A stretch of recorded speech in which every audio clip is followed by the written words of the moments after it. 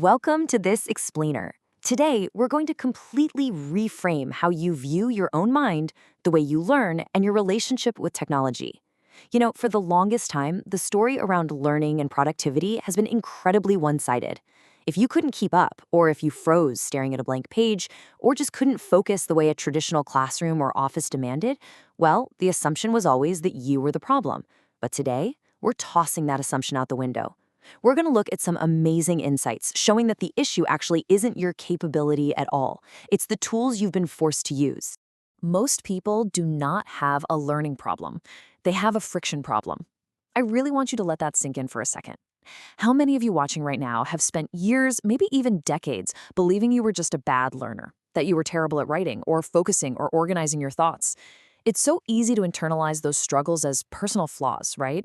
We literally tell ourselves we just aren't as smart as the people around us who seem to breeze through standard academic or corporate environments. But this idea right here, it completely flips the script. It validates a profound truth. You are not broken. You're just experiencing friction. Okay, let's dive into Section 1, Not a Learning Problem, Rethinking Our Struggles. So, what does it actually mean to be mislabeled as a bad learner?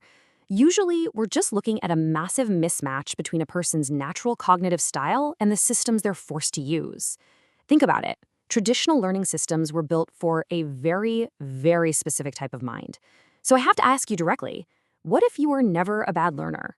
What if this whole time you were simply a non-traditional thinker trapped inside a highly traditional, rigid box? For neurodivergent folks, or really any adult who has felt held back by school or conventional expectations, this question is a total game changer. These systems have essentially forced millions of people to work completely against their own nature, burning up so much mental energy just trying to do things the quote-unquote right way. Treating these struggles as a personal failure, it's just fundamentally wrong.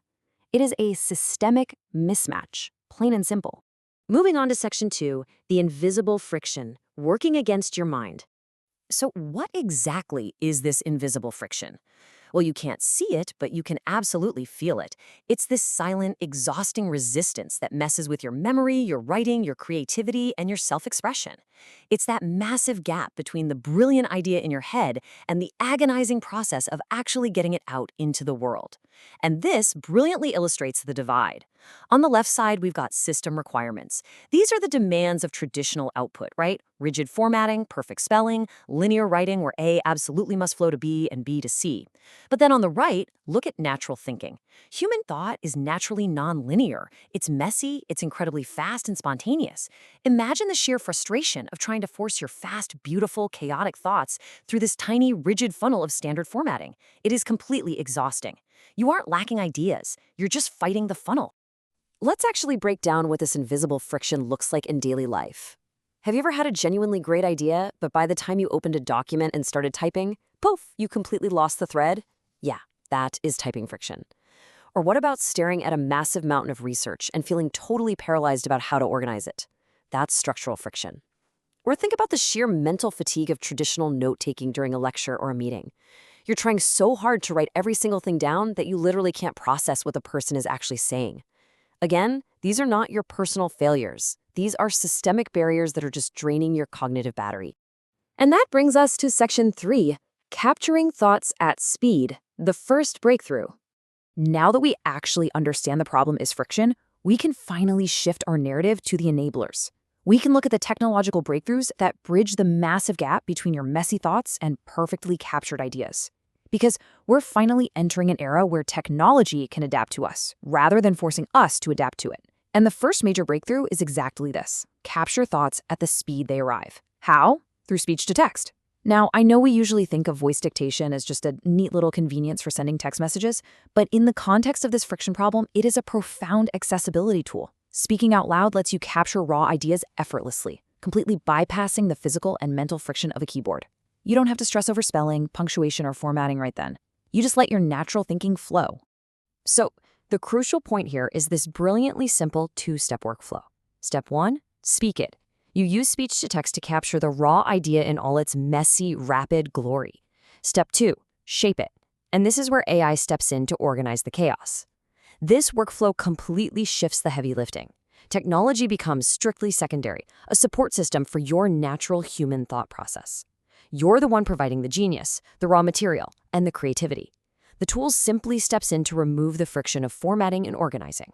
Which leads us perfectly into Section 4, AI as cognitive support, organizing the chaos. Now, we need to have a really grounded conversation about artificial intelligence here. We're not talking about the hype. We're definitely not talking about AI as some magical replacement for human intelligence. Actually, scratch that. We're redefining AI for this explainer purely as friction removal.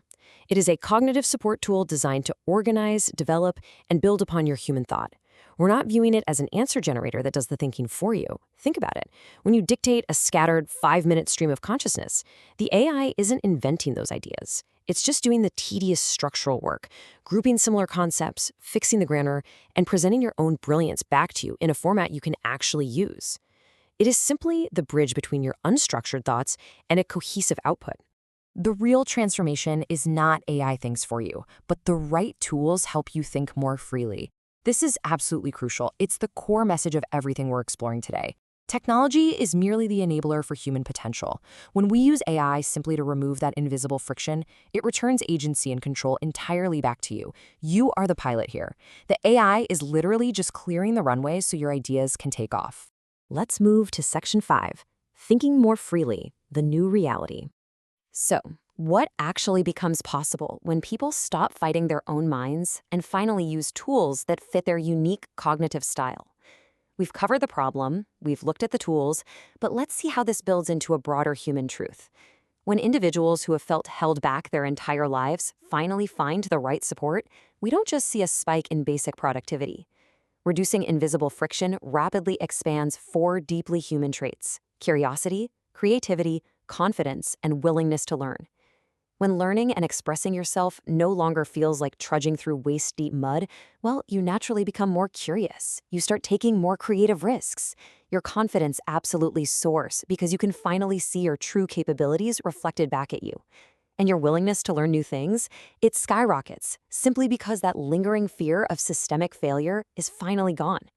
When you get right down to it, this is about dignity, accessibility, and unlocked human capability.